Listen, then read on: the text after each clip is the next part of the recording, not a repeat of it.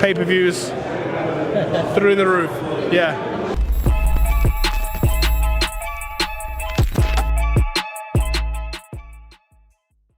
Boxing fans, we're here in Riyadh with me, Frazer Clarke. Frazer, first of all, how are you? How's things? I'm good, mate. All good. Glad to be here, you know. Real privilege. Let's talk about why we're here. Let's talk about the altercation. Emotions are high, man. And I showed John Fury and Team Usyk getting into a bit of altercation. Is that just emotions around a big fight? You know, I didn't see it coming, if I'm honest. I thought the first couple of hours here, everyone was really like placid. But you're in a close, perimeter of each other. The teams walking past each other, a few looks here and there, and then all of a sudden, it didn't take much of a flame to ignite that, did it? So up it went. I was actually in a room there with Tyson, who was doing Sky Sports at the time. I couldn't get out to see it, but we could hear it all. Tyson was wondering what's going on out there. Obviously, we could hear Big John roaring away, and then we came out to see that John's head had been split. And Tyson's like, "What the fuck's going on?" But yeah, let's break down this fight then. A few narratives I want to spin to you that have been said about this fight. First of all, that Tyson Fury maybe struggles with small movers. He doesn't like people fighting on the back foot, doesn't like people counter-punching. Do you see that as something that Tony Bellew said to Carl Froch and also on TalkSport? Who doesn't like people that are that agile, that clever, and that much of a good mover? Like, that's not just Tyson Fury. That's anyone who is put in front of him struggles with that style. So I don't believe it's just Tyson, but I also don't believe this guy will run. I don't believe he's going to run. I believe he's boxed Andy Joshua, who's a massive puncher. He's boxed some good punches at cruiserweight as well, and some big punches at heavyweight as well, I suppose. I don't believe he'll run. I believe he might not stay still for a trade-off, but I don't think he'll be running. I think he'll be in the centre of the ring-ish, that inner centre circle, moving around, not standing in front of Tyson. But yeah, I don't think it'd be like what everyone's saying of him running away. I can't see it. Another narrative is that Oleksandr Usyk's maybe a bit weak to the body. Do you see that? Do you see that from the Dubois fights? People are taking examples from that Dubois fight and before that. Again, if Daniel Dubois hits anyone in the body, I'm telling you now, it's going to hurt. I've been in there with all of them. He's right up there, top 2 or 3 punchers in the division, definitely. But what can't speak, can't lie. We've seen a little bit in the past, through the amateur days, from Dubois. Who else hit him to the body and hurt him? I think it's just a little bit of a well-known fact, like the body shots don't sit well with him. So I don't think you over-target it. Tyson's a very natural fighter, natural boxer, and if it's on, I'm sure he'll take it. Who benefited more from this delay? Obviously from the cut delay, and also the fight was supposed to happen initially in December, I think in December time, then it got moved to February because of stuff. Then the injury came, so it looks like Usyk's probably been through 3 camps for this fight. Tyson's obviously had a longer time. He looks in great shape from the social media pictures. In your eyes, has anyone benefited from this delay? I think they're both in their own different ways. Okay. Usyk's a very good professional with a good team about it. So I know he's had, you say, back-to-back camps, but we would have had the rest in between as well. No one can train. I heard him speak about 7 months in there with Sky. He said he'd been training for this fight for 22 years. So, I think he would have been professional. I think Tyson is in a better place now than he was before. So I think in a way it's definitely helped both of them. And I think we'll get the best fight come Saturday.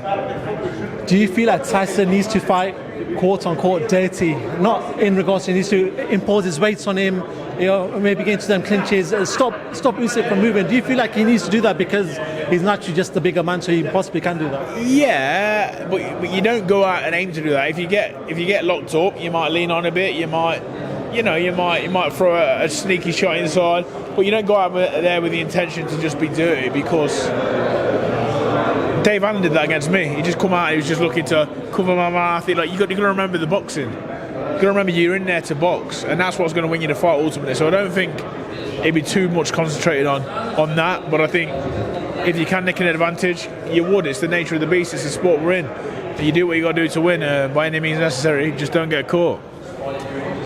Do you think that this fight is going to be a chess match? Do you feel like it's going to be entertaining, or do you feel like it could at times be for the more hardcore fans in regards to the styles that they both possess? I think it's more of a chess match. It could take light. I think this is a fight that'll be about moments. I'd like to see one of them take the fight by the scruff of the neck and control it. Well, you got to remember who they're in there with. Very, very good operators, top operators. So I don't think it's going to be as easy as one man controlling the fight. I think they'll both have moments in the fight. A couple of rounds this way, a couple of rounds that way, until someone really gets their tactics right and goes forward from there. Tyson looks probably in the best shape from what we've seen on Instagram so far. It looks like he's probably in the best shape of his life. Do you take much into that? Do you feel like obviously he's learnt from the Ngannou fight, which I'm not saying he has, but maybe he took that a little bit lightly from what people are saying? Understandable, isn't it? You know, it's like the biggest fight of your life. It's a different kettle of fish to the Ngannou fight. I just heard him speaking in there again, and he's talking about shape. He said he's just trained really hard. He said he's not concentrated on being in the best shape. And remember, Instagram is Instagram. Sometimes I can look good on Instagram. Do you know what I mean? So it's not Instagram is a lie. It's just what people want you to see. The place I think he's strongest is mentally. He looks in a really good place in there. He's talking well. He's talking positive, and he's here to win a boxing match. Forget anything else. This was all going on out here. We could hear it in there, and he wasn't interested. He said, "Oh, leave him be. It's just the teams going at each other. Let's talk about boxing." It's a good sign from him. Do you feel like Oleksandr Usyk in this fight needs to maybe take a lead early, take a good 3-4 rounds, take the lead, and then wait for Tyson to come on to him? Sometimes we know when Usyk has that he benefits from a fight like that. Do you feel like that could be his game plan? It'd be handy for anyone taking early, definitely. But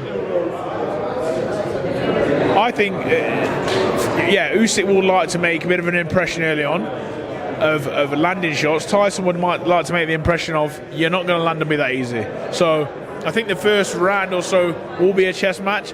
Then I think Tyson will think, let me show you how elusive I am. And even though you're fast and you're smaller, you're not going to be hitting me at will.